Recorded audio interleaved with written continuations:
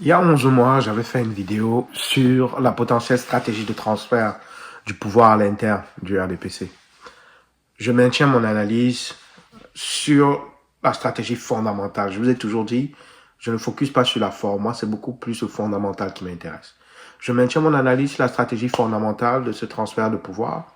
Mais, je l'avoue, je me suis trompé sur le timing, sur le moment où ça allait avoir lieu et sur la forme. Par contre, les étapes resteront les mêmes. Pourquoi? Simplement parce que, est-ce que vous vous êtes déjà demandé comment les deux clans confient dans le RDPC comptent prendre le pouvoir avec Paul Biya comme tête d'affiche? Donc, si le président est élu, comment est-ce que ces deux clans-là, qui se battent pour le pouvoir, pourront prendre le contrôle du Cameroun légalement et officiellement? En fait, il y a des stratégies de passation de pouvoir. Je vous prends un exemple en Russie. Ce que Vladimir Poutine avait fait, il avait joué avec la Constitution et vous vous rappelez, il avait nommé Medvedev.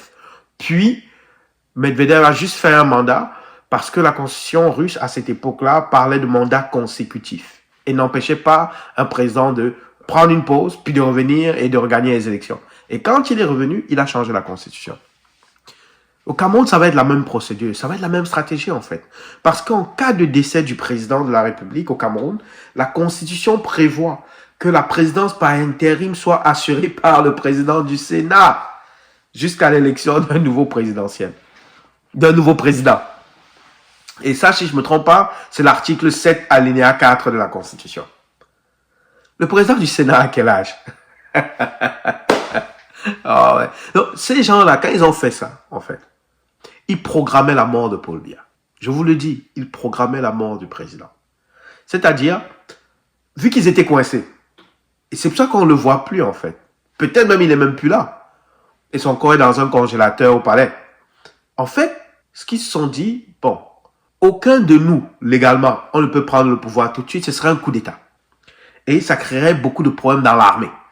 Parce que, veut pas, il y a encore des factions de l'armée qui sont très attachées au président Paul Biya. Alors, ce qu'on pourrait faire, c'est de mettre le président Paul Biya, puisque c'est l'un des plus populaires d'entre nous, à l'avant, qu'il gagne les élections. Ensuite, soit on annonce son décès, soit on annonce sa retraite.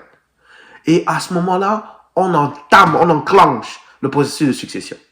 Simplement parce que quand ça va être fait, évidemment, c'est le président du Sénat qui va le prendre. Leur but ici est de gagner du temps. Ils n'ont toujours pas une entente de travail commune et ils n'ont toujours pas de cheval sur lequel ils peuvent miser. Je vous dis, j'ai fait cette vidéo il y a 11 mois. D'accord? Mais gardez en mémoire à nouveau que l'intérim du président, en fait, il est exercé de plein droit par le président du Sénat. Et si le président du Sénat, à son tour, décède, les vieux là, vous pensez que vous êtes éternel. Il y a des gens ici qui comptent en fait dans votre propre maison.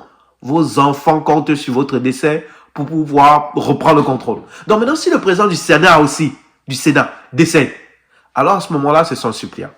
Donc, tout ce que ça leur prend, c'est que, évidemment, ils ont truqué l'élection avec la complicité des 12 sélectionnés.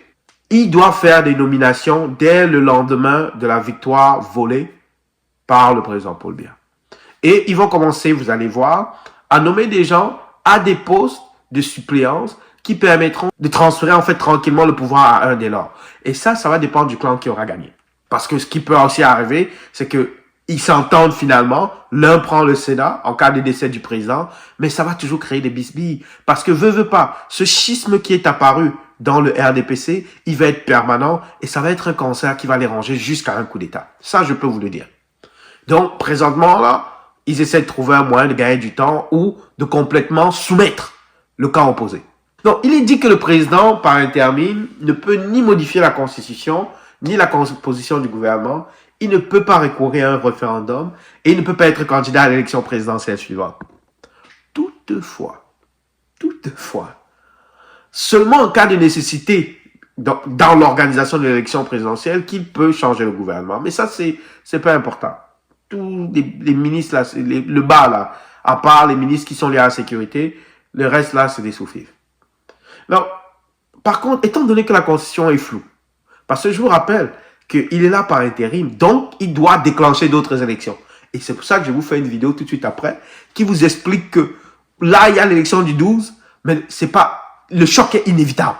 Il y aura une autre élection, soit en 2026, soit en 2027. Le choc est inévitable. inévitable. On ne va pas faire 7 ans avec ces gens-là. Je vous ai dit dans ma dernière vidéo, on ne peut pas faire 7 ans avec ces gens-là. C'est pas possible. Donc, je reviens. Vu qu'ils doivent organiser une élection suite à la vacance du pouvoir, sauf que, étant donné que la Constitution est floue sur la capacité du président par intérim à déclarer l'état d'urgence, ce qui leur ferait gagner encore plus de temps, les RDPCistes justifieront la déclaration d'un état d'urgence par le fait de la fonction même du président par intérim et forceront tout le pays à être bloqué dans un système d'état d'urgence. Ce qui permettrait au système RDPC de finir sa guerre interne et de pouvoir pleinement prendre le contrôle du pays en tant que dictature. Parce qu'ils n'auront pas le choix. Ils devront assumer leur nudité parce qu'ils viennent d'être déshabillés. Maintenant, la question est, c'est le peuple camerounais. Vous avez le choix. Est-ce que vous voulez vivre dans une dictature beaucoup plus brutale que celle du président Paul Biya? Ou est-ce que vous voulez prendre cette opportunité pour vous libérer?